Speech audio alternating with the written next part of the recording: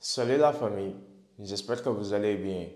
Gannaaw bi ñu leen nuyuwee jox leen seen wàccuwaay tey nag ñoo fi ñëw nar a wax ci Ahmed Suzanne Camara gannaaw dem bu mu yëkkatee ay kàddu di menacer kii di président Bassirou Diomaye Faye ak premier ministre Ousmane Sonko comme ni mu ko doon faral di defee ci nguuru Macky Sall di wax ne dañoo war a taal kër président Ousmane Sonko tey jii nii Ahmed Suzanne Camara delluwaat na ci li mu nekkoon génn na def sortie di menacer ki nga xam ne nii mooy Ousmane Sonko ak président Bassirou Diomaye Faye mais avant ñu dugg ci sujet bi dañuy ñaan képp ki nga xam ne nii gan nga ci chaîne bi wala yaa ngi soog a seetaan suñuy vidéo te abonné goo nga abonné ci chaîne bi aimé vidéo bi te nga wax ñu sa xalaat ci commentaire yi sama gars yi aimé leen vidéo bi bu baax a baax loolu mooy tax YouTube mën a conseil suñuy vidéo ñi nga xam ne nii abonné guñu ci chaîne bi ñu mën a seetaan suñuy vidéo dem ba abonné ci chaîne bi.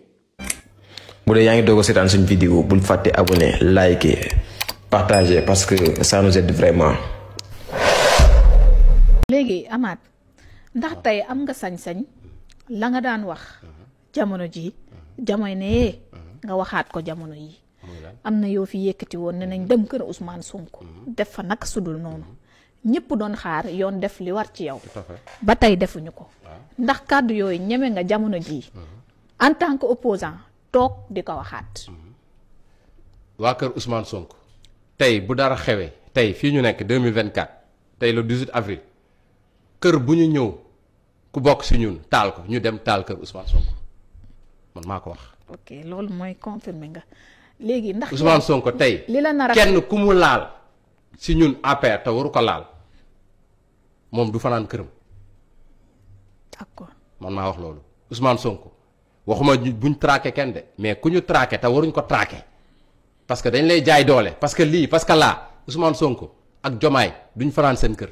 président de la République Diomaye dafa am loo xamante ni ba tey moo koy accompagner respect dañu ko am envers lui parce que moom la sénégalais yi fan loolu tamit ñu bàyyi ci xel Amath Suzanne dina ci baax léegi malgré li ci mën a fekk changé woo tarfatal ay ni tey ci ni nga xamante ni moom nga daan doxalee ci wàllum politique face à ce régime bi nga xamante ni moom moo fi nekk kon là c'est clair su mën a déggee wax ñii nga wax léegi pour ma bañ ci dellu si waat mais ndax lépp lu ma mës a wax kiiraay gi nga amoon ndax xam nga ni amatoo ko jamono ji lépp lu ma mës a wax bi ma nekkee ak le président Macky Sall 2012 ba 2024 je l'assume. d'accord ñoom bu ñu bëggee nan ma ci woo. d'accord suñ ma ci woowee ma wuyu wala sama avocat wuyu. man ragaluma leen te xalaatuma di leen ragal ñoom xam nañ ne man awma tiitukaay ragaluma leen mais ñoom ils se sont opposés à nous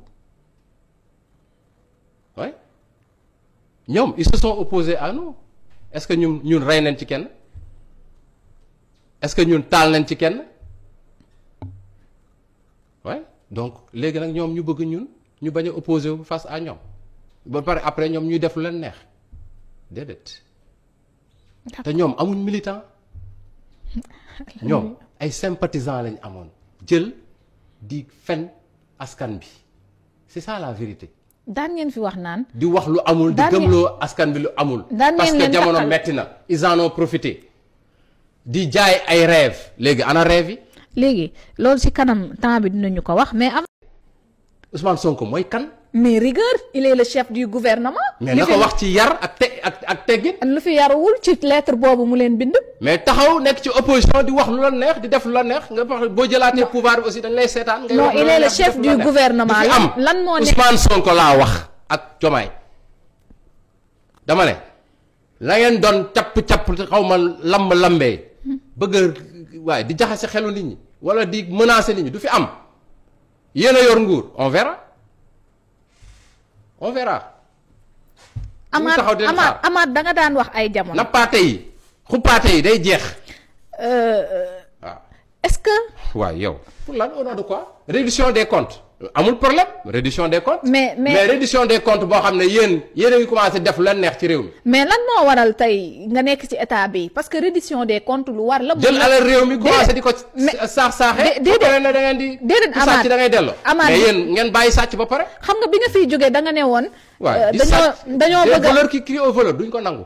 déedéet ñooñu. da ngeen di jubal ñu jubal mais jubalu leen ba pare bëgg a jubanti nit ñi. Amath du fi am. Amath tey ñii ci opposition bi lañ nekkoon depuis 2014 Ousmane Sonko ak i ñoñam opposition lañ nekkoon ñu ngi door a jël nguur gi. moom moo di seen yoon bu njëkk.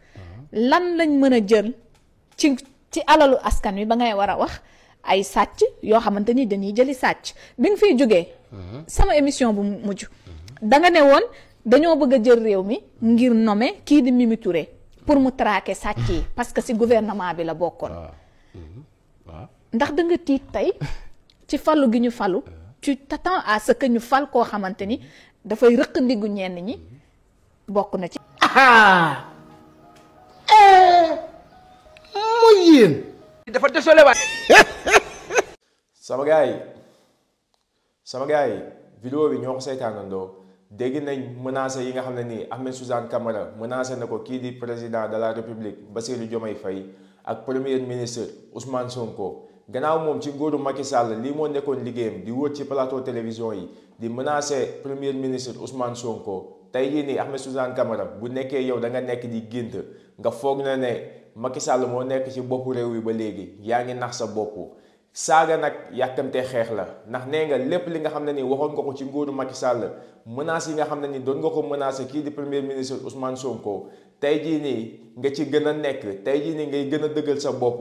te bu leen neexee nañ la ci topp yow jarul ngay yàqamti ndax toog di menacer ki nga xam ne nii mooy président de la république loolu duñ ko mës a seetaan loolu amul ci benn réew même bu nekkee ne yow da ngay opposé wu nga opposé wu ci yar ak ci teggin ndax kii di premier ministre Ousmane Sonko jamono ji nga xam ne nii moo nekkoon ci opposition bi lépp li nga xam ne nii doon na ko wax lépp li nga xam ne nii doon na ko daf ko tegoon ci li nga xam ne nii mooy ci yar ak teggin musul di dépasser ki nga xam ne nii mooy Macky Sall wala muy dépasser ministre am wala muy dépasser kenn mais yow nag bu nekkee ne da nga am malaanu kiiraay ba nga toog di menacer ki nga xam ne nii mooy président de la république loolu noonu moom jeex na fi ñi nga xam ne nii ñoo la doon protéger ñi nga xam ne nii ñoo la doon bàyyi ngay wax lu la neex di menacer kii di premier ministre Ousmane Sonko ñooñu nekkatuñu ci réew bi ñooñu nekkatuñu président ñooñu tey jii nii dem nañ seen yoon te loolu noonu instant yi nii yoon dina ci def liggéeyam. képp ki nga xam ne nii doon nga toog ci plateau télévision yi di menacer wala ngay nekk di def li nga xam ne nii waroo ko woon def ñii nga xam ne nii ñoo nekk ci boppu réew bi tey jii nii dinañ la ko topp même buñ la ko toppul sax sénégalais yi dinañ la topp. na wala amul. waaw loolu dafa leer.